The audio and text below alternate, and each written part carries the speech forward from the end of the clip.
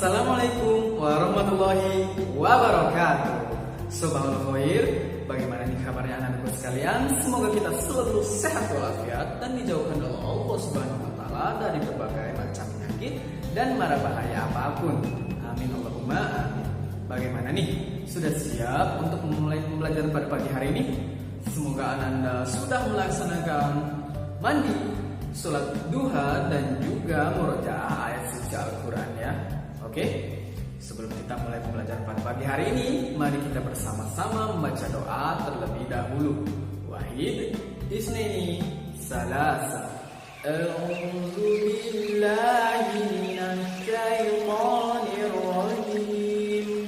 Bismillahirrahmanirrahim.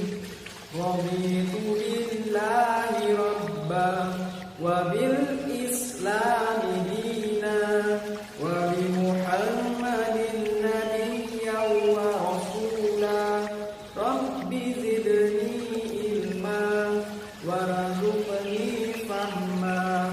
Amin ya rabbal alamin.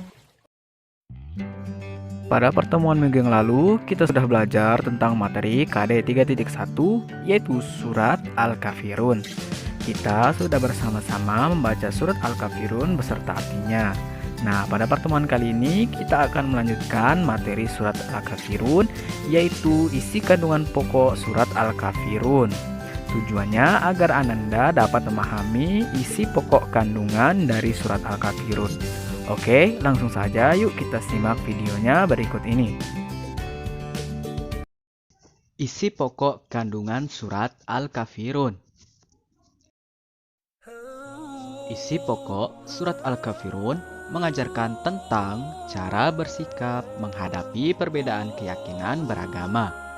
Hal ini telah ditunjukkan oleh Nabi Muhammad SAW saat menghadapi kaum musyrikin Quraisy.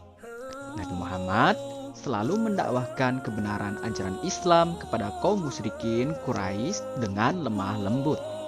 Beberapa yang disampaikan diantaranya yaitu mengajak mereka untuk menjemput hidayah Allah Subhanahu wa taala, lalu memberikan kabar gembira atas orang yang mengikuti ajaran Islam dengan surga, dan berdialog dan berdiskusi dengan lemah lembut kepada mereka.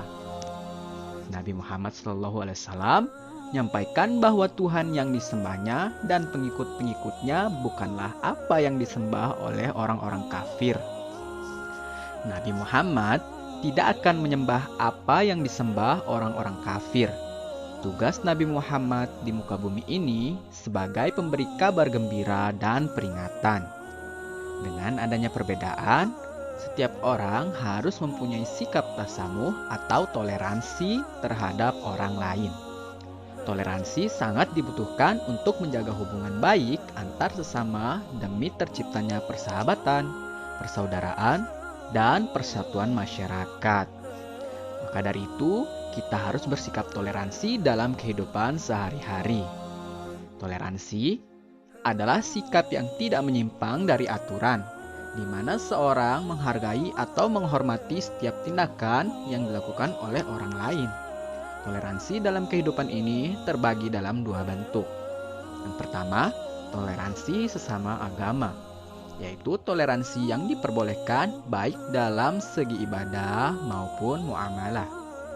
Kedua, toleransi antar agama, yaitu toleransi yang hanya diperbolehkan dalam bentuk muamalah atau sosial kemasyarakatan saja.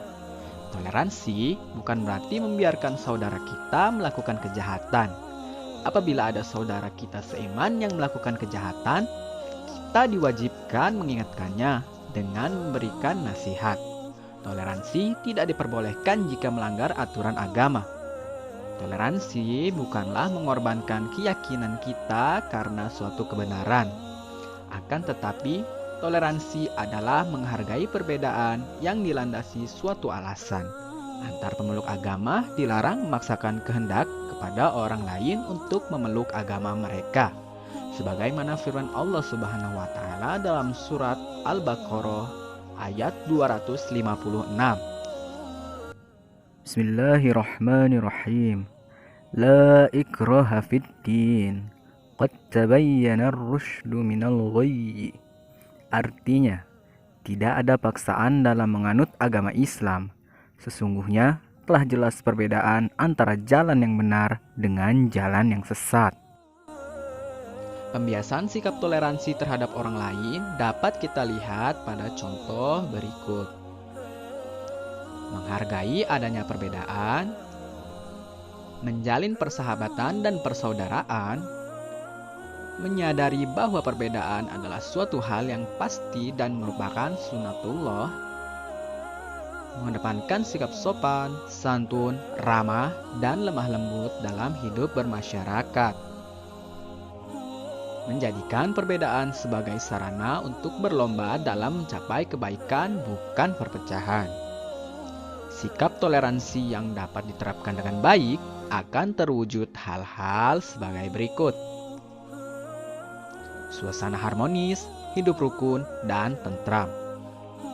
Memperkuat tali silaturahmi dan persaudaraan dalam masyarakat. Terwujudnya kasih sayang antar umat beragama. Terwujudnya berbagai kemudahan hidup. Dan terhindar dari permusuhan antar sesama. Kesimpulan dari isi pokok kandungan surat Al-Kafirun adalah kita harus dapat menerapkan sikap toleransi dalam kehidupan sehari-hari. Karena dengan bersikap toleransi, kita dapat menghargai perbedaan, hidup rukun, tentram, dan mendapat kemudahan dalam hidup. Alhamdulillah, kita telah sampai pada video pembelajaran pada pagi hari ini.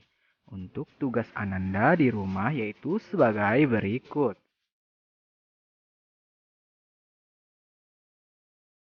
Tulislah surat Al-Kafirun beserta artinya di buku latihan. Jika sudah, agar dapat difoto lalu dikirimkan melalui WhatsApp ke nomor Pak Refki. Oke, itulah materi pembelajaran kita pada pertemuan kali ini. Semoga dapat bermanfaat dan Ananda dapat memahami materi tersebut. Tetap jaga kesehatan dan sampai jumpa di pertemuan selanjutnya. Wassalamualaikum warahmatullahi wabarakatuh.